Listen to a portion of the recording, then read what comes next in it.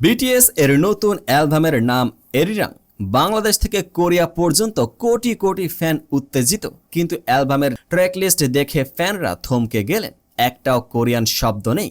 আর Blackpink এর নতুন গান গো রিলিজ হতে ইন্টারনেটে ঝড় উঠল। এটা কি আসলে কে পপ? এই প্রশ্নটা শুনতে সহজ মনে হলেও এর ভেতরে লুকিয়ে আছে একটা গভীর পরিচয়ের সংকট। আজকে আমরা সেই সংকটের একদম ভেতরে ঢুকবো। এরিরাং এই নামটা শুধু একটা গানের নাম না, এটা কোরিয়ার জাতীয় আত্মার প্রতীক। শত শত বছরের ব্যথা, প্রেম আর সংগ্রামের গল্প বুনে আছে এই একটা লোকগানে। তাহলে যখন বিটিএস এই নামে অ্যালবাম আনে, স্বাভাবিকভাবে মানুষ ভেবেছিল ভেতরে থাকবে কোরিয়ান শব্দ, কোরিয়ান আবেগ, কোরিয়ান পরিচয়। কিন্তু না। একই সময়ে ব্ল্যাকপিঙ্ক এর গো ট্র্যাকটা শুনে অনেকে বললেন, এটা তো ওয়েস্টার্ন পপ এর মতো শোনাচ্ছে, কে পপ এর সেই চেনা ফিল কোথায়? এই দুটো ঘটনা মিলিয়ে ইন্টারনেটে একটাই প্রশ্ন ভাইরাল হলো, কে পপ এর কে মানে কি শুধুই কোরিয়া, নাকি এটা এখন শুধু একটা ব্র্যান্ড? ভাষা এটাই সবচেয়ে দৃশ্যমান পরিচয়ের চিহ্ন।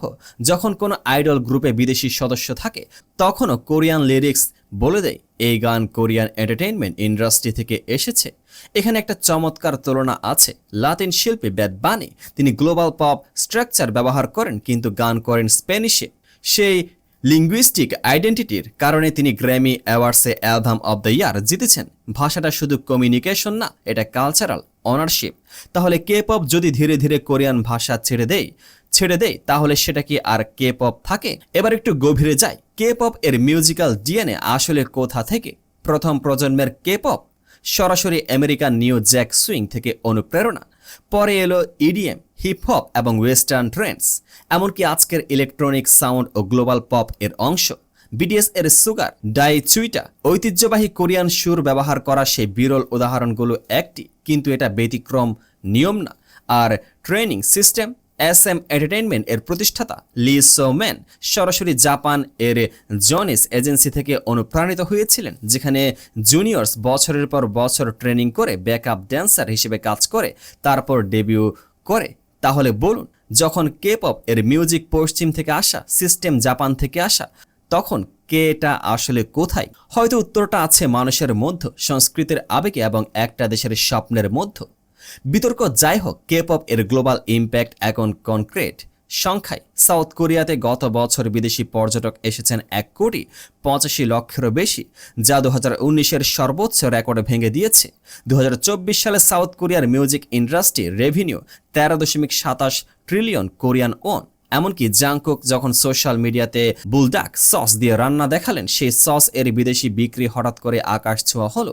একটা মানুষ, একটা পোস্ট, বৈশ্বিক অর্থনীতিতে ঢেউ। এটাই কে পপ এর আসল শক্তি। 2010 এর দশকে যারা কে পপ শুনে বড় হয়েছেন তাদের অনেকে এখন বলছেন সেই চেনা ভাইব আর নেই। কিন্তু গ্লোবাল পপ তো বদলে গেছে। প্রশ্নটা তাহলে এটা না যে কে পপ বদলেছে কিনা, প্রশ্নটা হলো কতটুকু বদলালে সেটা আর কে পপ থাকে না।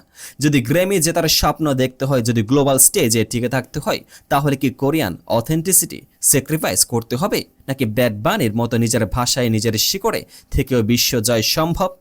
উত্তরটা এখনো লেখা হয়নি। হয়তো সেটা লিখবে বিটিএস এর পরের অ্যালবাম, হয়তো ব্ল্যাকপিঙ্ক এর পরের গান, অথবা হয়তো আপনারাই ঠিক করবেন।